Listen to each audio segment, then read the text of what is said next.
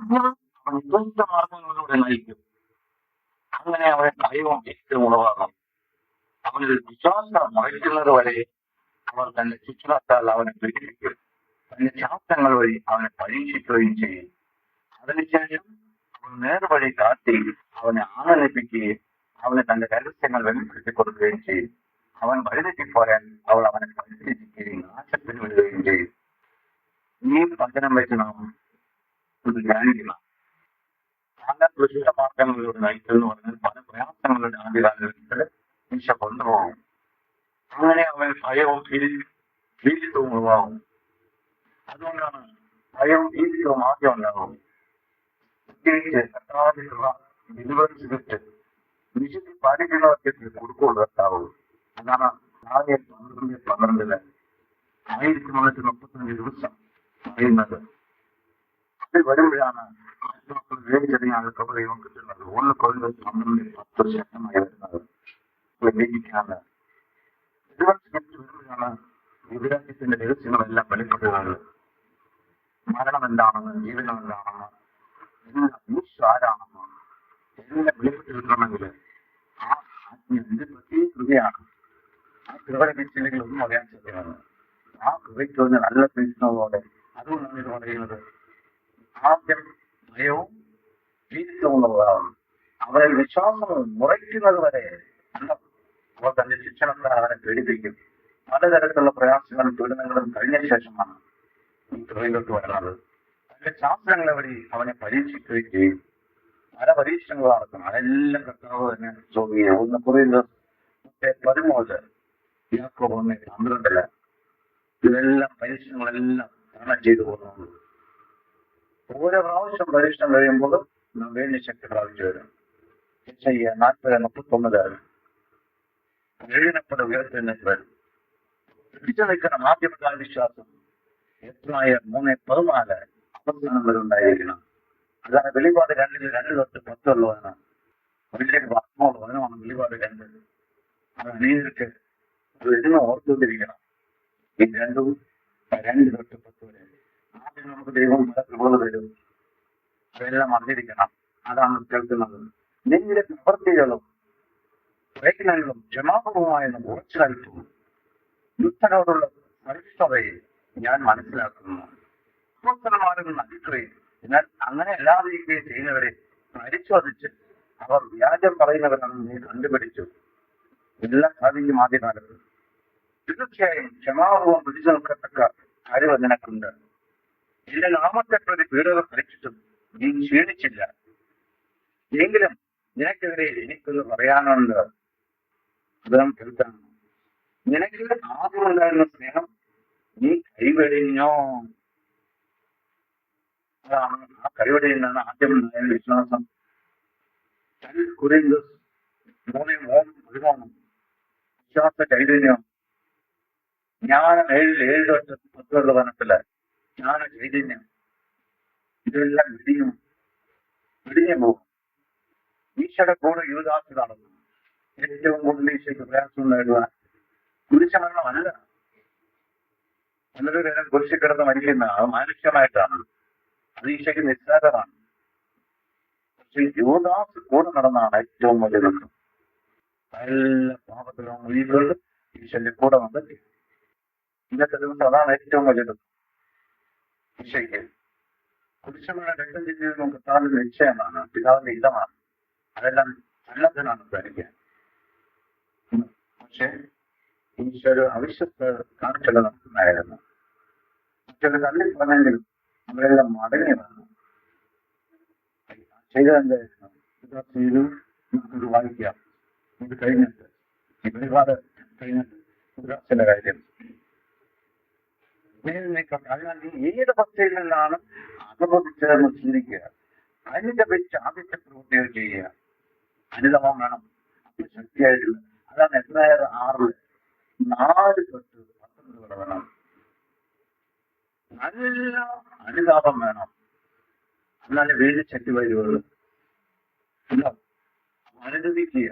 അനുതാപത്തിന് ശക്തി വേണം. അല്ലെങ്കിൽ ഞാൻ എന്റെ അടുത്ത് വരികയും നിന്റെ ദൈവപീഠം അതിന്റെ സ്ഥലത്ത് നീക്കി സംഗീതം 119 105 വാക്യത്തിൽ ദൈവപ്പെടും. വെളിച്ചം ഇരുട്ടായി പോകും. വെളിച്ചം ഇരുട്ടായി പോയാലും ഒന്നും കാണില്ല. പിന്നെ അത് വെളിച്ചം വായിച്ചിട്ട് സംഗീതം 119 103 വാക്യത്തിൽ ഓപ്പോസിറ്റ് വന്നാൽ അതാ പല പ്രാർത്ഥനാ സംഭവങ്ങളും പലതും. അതുകൊണ്ട് ജ്ഞാനം വിവേകവും ഉണ്ടാകണമെന്ന്.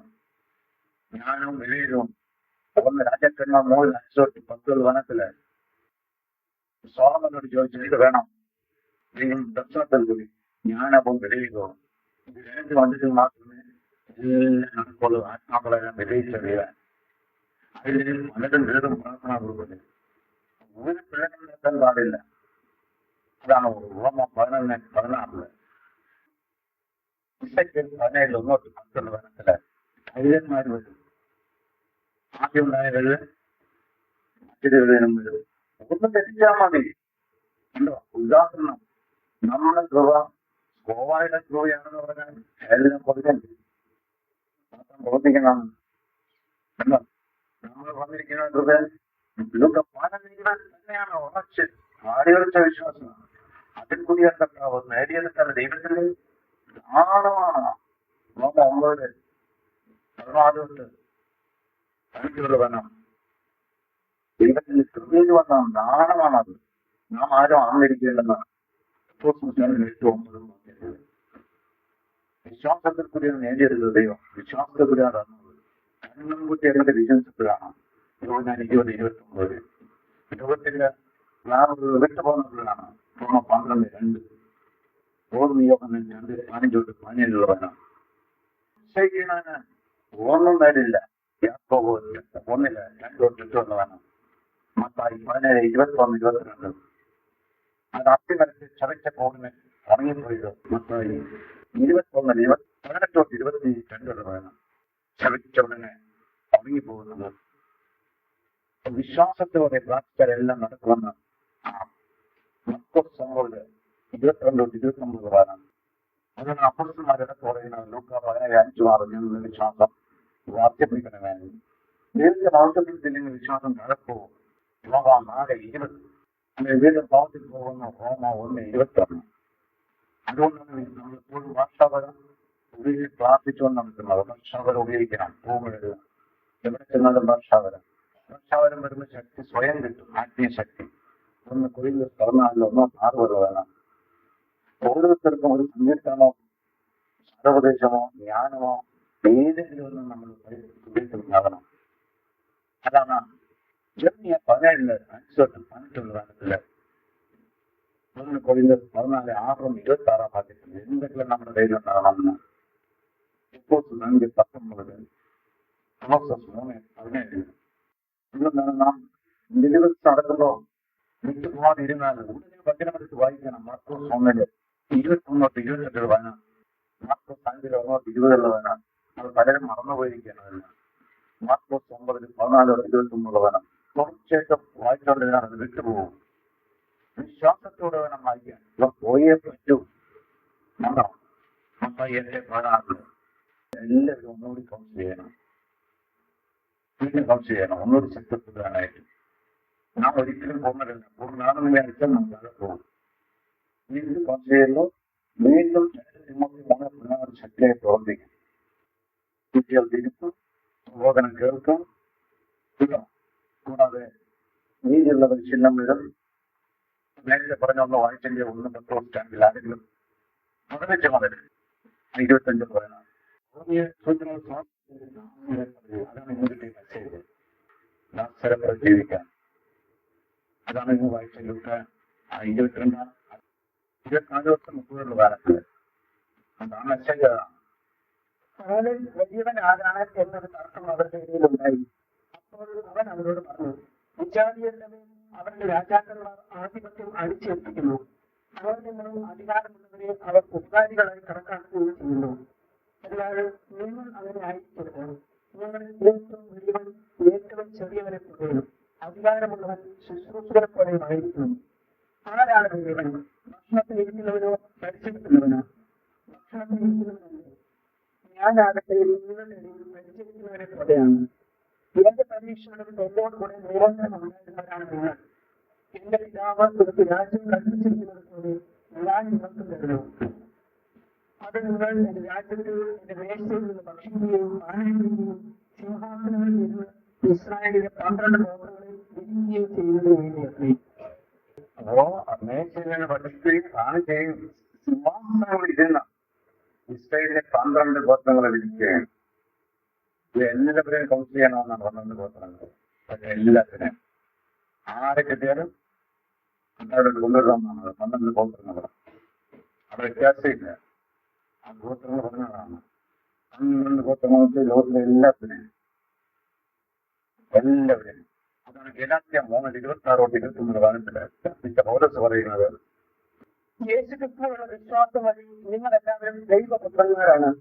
ക്രിസ്തുവിനോട് ഐക്യപ്പെടാൻ വേണ്ടി സ്നാനം സ്വീകരിച്ചിരിക്കുന്ന നിങ്ങളെല്ലാവരും ക്രിസ്തുവിനെ ധരിച്ചിരിക്കുന്നു. യഹൂദനെന്നോ ഗ്രീക്കനെന്നോ അതിനെന്നോ സുഗന്ധനെന്നോ പുരുഷനെന്നോ സ്ത്രീയെന്നോ വ്യത്യാസമില്ല. നിങ്ങളെല്ലാവരും യേശു ക്രിസ്തുവിൽ ഒന്നാണ്. നിങ്ങൾ ക്രിസ്തുവിനുള്ളവരാണെങ്കിൽ അബ്രഹാമിന്റെ സന്തതികളാണ്, വാഗ്ദാനം അനുസരിച്ചുള്ള അവകാശികളുമാണ്. എല്ലാവരോടെ പ്രതികരിക്കുന്ന കർത്താവ് ഇതുപോലെ 1 Corinthians 1:24 പറഞ്ഞിരിക്കുന്നത് ക്രിസ്തു ദൈവത്തിന്റെ ശക്തിയും ദൈവത്തിന്റെ ജ്ഞാനവുമാണ്. പഠിക്കപ്പെട്ടവർക്ക് യഹൂദർക്കോ ഗ്രീക്കുകാരോ ആകട്ടെ ക്രിസ്തു ദൈവത്തിന്റെ ശക്തിയും ദൈവത്തിന്റെ ജ്ഞാനവുമാണ്. എല്ലാവരും ഒരുപോലെയാണ്. അതൊന്ന് Roma 2:16 ദൈവത്തിന്റെ മുഖം നോക്കമില്ലെന്ന്